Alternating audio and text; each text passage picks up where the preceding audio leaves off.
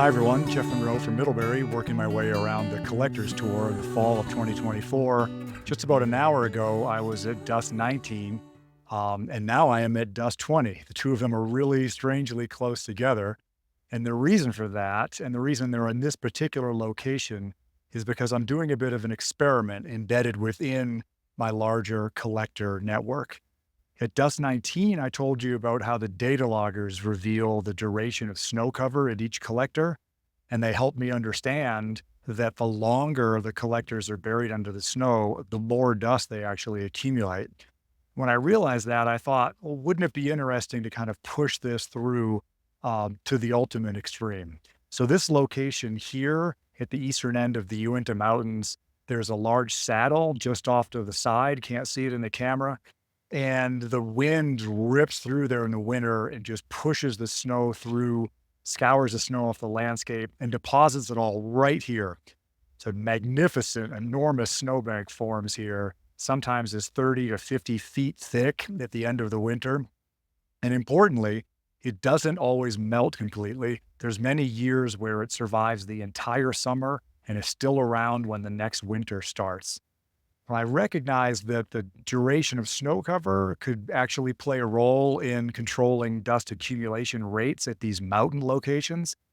I thought immediately of this site and realized it would provide a unique situation where I could actually get a dust collector that might be buried in the snow for many, many months, if not years. So in the fall of 2022, so 2 years ago exactly, I brought dust 19 and dust 20 into this location. The snowbank was actually gone at that time. It was one of the rare instances where it had melted out completely. So I put dust 19 kind of at the edge of the snowbank, which is a location which is normally covered by snow maybe 10 months of the year.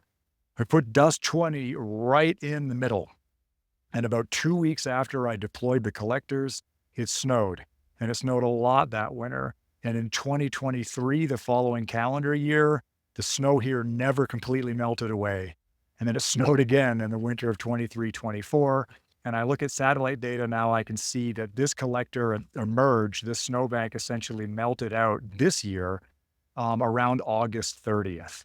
So dust 20 spent about 22 months buried underneath the snow. A lot of snow, many, many meters of snow above this location. So if the indications from the dust collectors, which are covered for a few months every year, are correct, and duration of snow cover plays a role in controlling dust accumulation rate in the mountains, this site should kind of scale or score pretty much off the chart. I'll be really interested to get back to the lab and calculate what the deposition rate was here. Why does this matter? I think it's pretty important that we understand this relationship between snow duration or cover magnitude and dust accumulation rate. I spent a lot of time in other videos emphasizing how important dust is for soil formation, for instance, in these environments. When we think about the future in a climate that's changing, it's really unclear what's going to happen with the snow regime in the mountains. There's models that suggest there'll be less snow, models that suggest there'll be more snow, models that suggest there won't be much of a change at high altitudes like this. So we don't really know.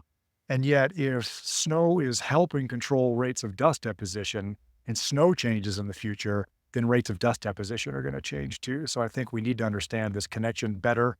I'll leave it up to the snow scientists and the climate modelers to battle it out with their predictions of what's going to happen to the snow regime. But I think we need more information about how snow cover and dust deposition rate actually connect to one another. So I'm going to get to work emptying dust 20 here. Download the data logger and see what it shows. That'll be a good one. Thanks to the Ashland National Forest for permission to have this collector here. Thanks to you for listening. I'll see you at the next collector.